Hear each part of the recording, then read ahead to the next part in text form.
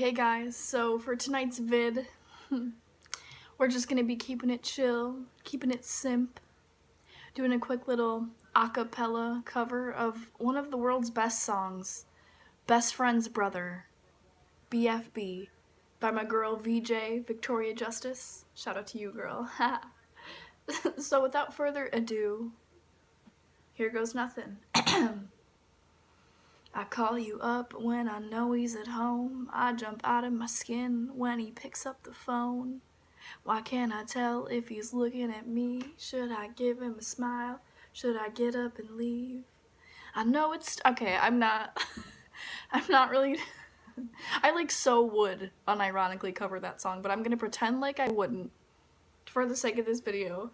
What I'm actually going to be doing in this video, even though that song is a bop, and so is the song that I was just listening to by Victoria Justice, the one that's like, it might be crazy, have I told you lately that I love you, you're the only... I so need to just like make a Victoria Justice cover channel, but another story for another time. What I am going to be doing today, there really isn't going to be like any real structure to this video. I'm just kind of really in the mood to like be nostalgic and talk about like what to me were iconic moments in like childhood television history, whatever. This video is more aimed at people who started really getting into like, to make it simple, like on a Disney Channel scale, like who started watching Disney Channel at like, who started really watching like Disney Channel at like That's So Raven, and who like stopped watching it at like Good Luck Charlie. And I mean, that's a loose scale because like I watched Phil of the Future and like American Dragon, Jake Long and stuff like that, but I'm just talking about like your prime time of watching Disney Channel was like Hannah Montana, Sweet Life of Zack and Cody, Wizards of Waverly Place. You feel me? Like that's who this is targeted at. Even though I will be talking about some Nickelodeon shows because come on. So the first iconic moment in childhood television history that I wanted to bring up was, of course, none other than the episode of Zoey 101 when Chase Matthews texted Zoey that he loved her on his pear phone to her pear phone, but she had dropped her pear phone in a fountain, and it shows the text message like popping up on the pear phone and then like slowly like disintegrating, and it's like the most like oh, I can still feel it. It's so frustrating as a viewer. Yeah, and then another TV show that I wanted to bring up is whenever I bring this up to like my friends or like people, they like don't know what I'm talking about, and it frustrates me. If any of you watching this, even though nobody's watching this, if any of you watching this are familiar with the show Crashbox, it was on HBO. It's like an educational kids show. And if you don't know what this is gonna sound so dumb, but for like the transitions, it was like little robots in a factory. And then like it had like little segments where like there was like a revolting slob segment and like a distraction news segment. Like anybody if you know what I'm talking about, hit me up. We'll talk about it for the rest of our lives because I am dying to. Alright, I just wanted to throw that in there because that was probably like my favorite show as a kid, and like no one even knows what it is, and it's kind of upsetting and it makes me feel alone. The next show that I wanted to talk about, or the next iconic episode of a show that I wanted to talk about, is, of course, none other than the iconic episode of Sweet Life of Zack and Cody with the haunted hotel room. And when Esteban was possessed, that was so scary. Like, when I was little and that would come on, like, normally Disney Channel would be the go-to channel that I would turn on when I like got scared or something, like because it would only be Disney commercials and it was like just a super safe place. But I would get so scared of that episode for real that I would like have to either turn the channel or like not look or like leave the room or something like that. But it was good. I actually not that long ago sat there and like found that episode just like on the internet and watched it all the way through, and it's like still good. Like, it's good. It's still kind of scary. So yeah, I don't know, that I just feel like you can't talk about iconic moments in like childhood television without bringing that up because like everyone loves that. Everyone.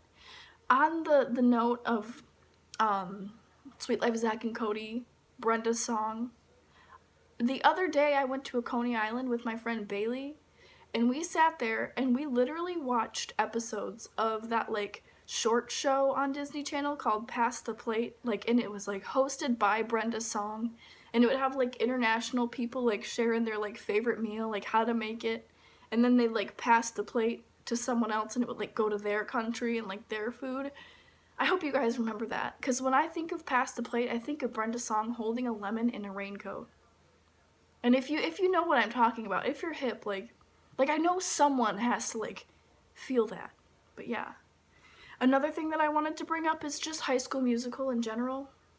Like, come on, Zac Efron. But a specific moment in High School Musical that I think deserves to be recognized in this particular video, even though High School Musical 2 was probably my least favorite of the High School Musicals, like, no offense, still a good movie, still a bop, still a jam, still everything. Just out of the three, probably my least favorite. But it had one of the best moments in, like, television history in it, when it's, like, the end of the summer camp or whatever, and, like, Troy and Gabriella had broken up, and then Troy starts singing the song every day at the end, like he's performing, and he's like, once in a lifetime means there's no second chance. I believe that you and me should grab it while we can. And he has no idea that Gabriella's there. Like, he thinks they're broken up, like he's depressed, he's heartbroken. Like, he has no idea that Gabriella's there. But she is, and she pops up out of nowhere and is like, make it last forever and never give it back. Like, she did it just like that. I sing a little better than her, but, like, yeah. She popped, like, but okay, anyway, besides the point, that part gave me chills. Like, as a kid, before I even knew what love was, like, I watched that and I was like, wow, like, profound. I know there's gonna be somebody who, like, feels me so hard on every single one of these moments I'm bringing up. Like, I know it's not gonna be everybody, like, somebody, you know, but there's somebody out there who's gonna, like, be riding this wavelength with me. Something else that I wanted to bring up that's kind of embarrassing, but, like, whatever, who cares? I had the biggest crush on Danny Phantom from Nickelodeon. Like, he sometimes had silver hair, he sometimes had black hair, and I used to be emo. I feel like you can tell by how I look now that this is, like, that I used to be emo, you know what I mean? Like, I just have that vibe. But, like, so for my, like, little, like, emo self, like, Danny Phantom was a daddy.